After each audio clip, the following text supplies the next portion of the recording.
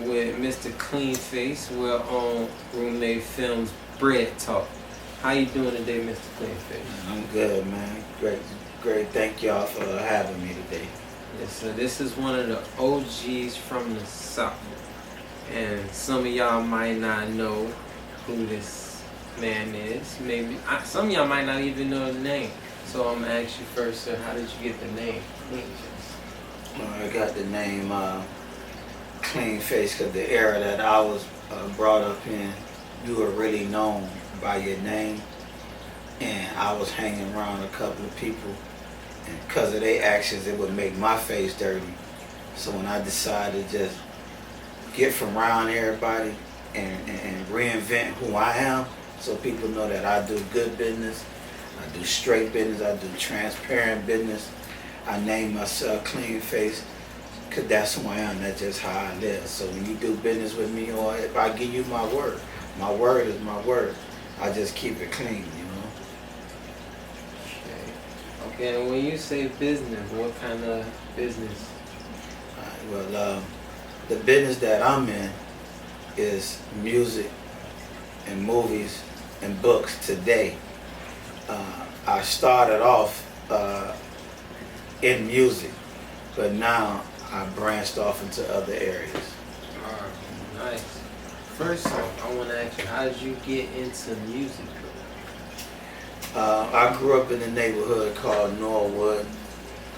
Went to a middle school called Northern Middle and Northern High School. And at that time, I was around a lot of talented brothers. I used to do like rap battles after school, you know, just, you know who rap, you just tell them, let's come together, let's battle rap. There was no violence, it was just bars. So networking and finding out who had bars, we had these competitions. And during those competitions, I had a partner named JT Money, which was JT at that time, and he was a throw D boy. He was also a dancer, you know what I'm saying, and he had quite a few different talents also. So I was just always around the talent. So one day they formed a group called the Cash Money Crew, which that was JT Money, that was Gucci Man, Madball was a DJ, and I was called the LV Man. And they used to write my rhymes, and I used to have to memorize them before we go perform. So after about 2 performances, I just told them, man, I just want to get in the background and find out what that part of the music business is about. Because it was never cool at that time to let people write your rhymes, you know. Yeah. If that's what you're supposed to do, you at least knew how to write. And I didn't care enough about writing myself to be that guy on the stage. So it went from putting battle raps together to being a part of a group to me saying, you know what, I want to learn about the business and I can help my partners make wise decisions about their career. So you basically became like, I just became knowledgeable of the business, and I just knew how to put plays together. That's the word I think y'all say today, but we used to just simple say, put the pieces together and make sure things come together and work. So JT had a rap book, and he lost his rap book. He had a lot of raps in it. And they had this guy named Luke. Luke was DJing at the skating rink, but he also had a record label, so we used to go up there trying to get his attention. And eventually JT got a meeting, and that meeting turned into a career for him. So it was putting together pieces without even trying to do it. So that's just say my path led me to where I am today. Okay, nice. That's actually interesting. Hell. Yeah. That was 31 years ago too. So you've been doing this for 31 years? Yeah, it's my 31st year. So how many music businesses have you worked in? Let's say that was just off the muscle learning. I ended up interning at Slip and Slide. I worked at Slip and Slide and learned a whole lot about the business thanks to Ted Lucas, Michael Hobbs, Red. Those brothers embraced me so that I could just sit at their meetings, sit at their desk and learn. And the reason why I went and worked for them as an intern, because I had started my own record company, which was called Breaking Bread Records. And that was a company that was launched from me being on the outside of the business, just looking at what other people were doing, and I just tried to duplicate it. So it came with a lot of mistakes. It came with a lot of losses. I even lost my freedom because I was trying to get the money fast because it was an expensive game to be in. So when I came home from prison, that's when I ended up having this internship. But Breaking Bread, it birthed a project called the Power Circle. The Power Circle had at least 4 groups from different boroughs of Miami all on one album, because that's why we got the name Breaking Bread. We wanted to make sure that we wasn't just breaking bread with cats that was from our hood and our turf. We wanted to break bread with cats as long as they was about their music. It ain't matter. We wasn't territorial. We wanted to show forth unity, and that's how the name Breaking Bread started. And the first project was an example of how you break bread with just talented people. We just came together and did our thing. Slip and Slide helped me learn the business. I found this artist named Plies. Plies only had like 2 songs when I met him. So together, he was fed production, but he had a vision for himself. He knew what he wanted to do, but it was still all new to him also. So I took what I knew and just put it in his ears, and he took the game and the information and ran with it. And I helped him with his first 3 albums and his first couple of mixtapes. And then he grew and I grew, and we still cool today, but we do different things, you know. I didn't know that neither. Oh, yeah. That is a lot. Yep. Another question. So, how many other artists of that nature have you worked with? Because Plaza is a pretty big artist. Right. Well, let's say it started with JT Money, which was the face of the Poison Clan. It went from that to the Chain Gang, which was SOD, he also was Gucci Man, Naughty, and EO, which was Earl. They was one group. Mickey Rollins and Shife was another group. Mooney Boy was an artist. Still do his music thing. He had another partner that was doing music named Drifter. Drift right now works with Smoke Perk and a couple of other big names, so he didn't only just go from rapping, he also became an executive in the game too, and he got a lot of other accolades that he's doing. He out there on the West Coast now doing this thing. JT Money was on that project. Oh man, CLB, the Clover Leaf Boys. You know, those are some brothers that was on the album, and they made music straight from the streets. While they was wanted by the police, they used to have to sneak to the studio to do music, and they was on the run, and they knew every song they recorded, they had to put their heart in it, because that was a chance that that song might can help take care of them while they were incarcerated if they ever get caught. So the Clover Leaf Boys was a group. 3 of them was Glock, Tech, and Vest. So when I hear artists represent the Glock, the Tech 9, and the Vest, I realized, man, that thing started so long ago to even my tag.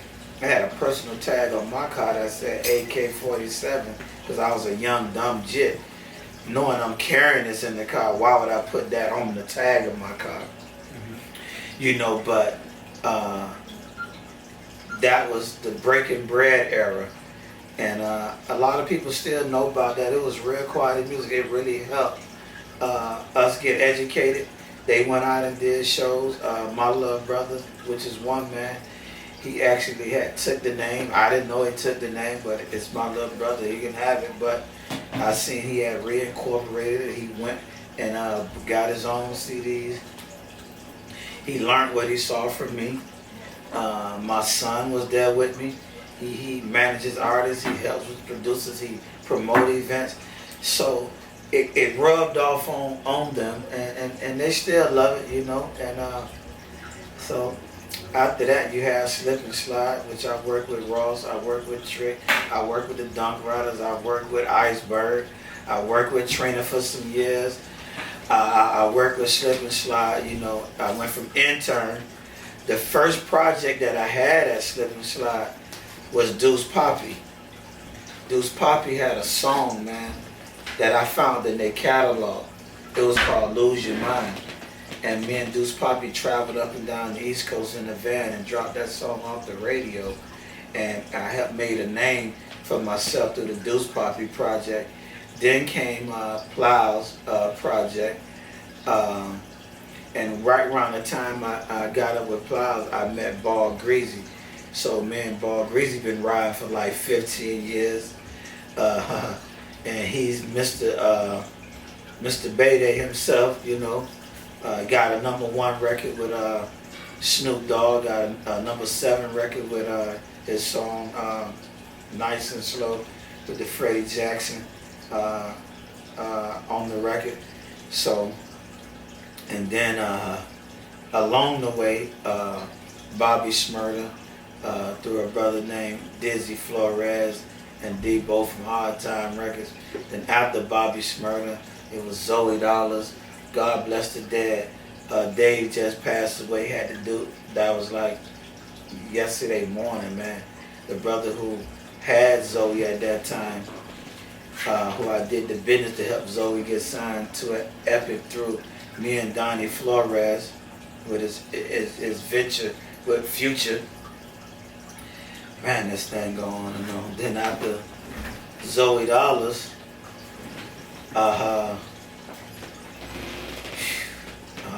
Ball Greasy started to take off. Along that, I work with Rico Love, one of the best songwriters in the world, one of the best hearted individuals in the world, one of the best fathers in the world, and one of the best people that you can be around who want you to soak up game, who want you to be great, who want you to be a multi-millionaire, who want you, like I can go on and on about the greatness of Rico, because I seen him be more than a songwriter. I seen him be a great person, and that brought greatness in his life. You know, today is Glock 9, which got signed to Universal through me and my partner Rocco. Jimmy Levy right now just dropped a record called Cry. His first record he ever put out and did over 10 million streams. Just shot a video with Rick Ross this Saturday. You know, he a pop star, just a magnificent soul, you know. Man, I'm working with a lot of up and coming artists also, so it's gonna be great. You know, let's go on with more questions, man, because it's a lot of artists, man. I see you rocking the True Heart fit. What's True Heart? I like it. True Heart was a vision my other brother started. His name Mickey Rollins. He was the person that drew the logo for Breaking Bread. He created all these logos and all these looks also. And anything I do, he's a part of it. Anything he do, I'm a part of it. I get out and make sure that people know it exists. He makes sure it gets sold. We both come up with different flavors. His Instagram is True Heart, TRU, like this, not with the E, HEARTCO on Instagram. And you can go there and you can see all the flavors that we have. But know that every item is made by hand, by him. You know what I'm saying? Has nobody is. We don't have a whole bunch of people, and it's a lot of product out there. But I want everybody to know I never made a product. I helped push the product. I helped brand the product. I helped come up with the next season of the product. But every piece that you see in America, he did it with his hands himself.